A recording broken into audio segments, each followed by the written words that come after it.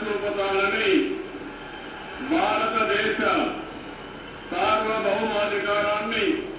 సమగ్రతను కాపాడుతానని ఆంధ్రప్రదేశ్ రాష్ట్ర ముఖ్యమంత్రిగా నా కర్తవ్యాలను శ్రద్ధతో అంతఃకరణ శుద్ధితో నిర్వహిస్తానని భయం గాని పక్షపాతం గాని రాగద్వేషాలు గాని లేకుండా రాజ్యాంగాన్ని శాసనాలను అనుసరించి ప్రజలందరికీ న్యాయం చేకూరుస్తానని దైవ సాక్షిగా ప్రమాణం చేస్తున్నాను.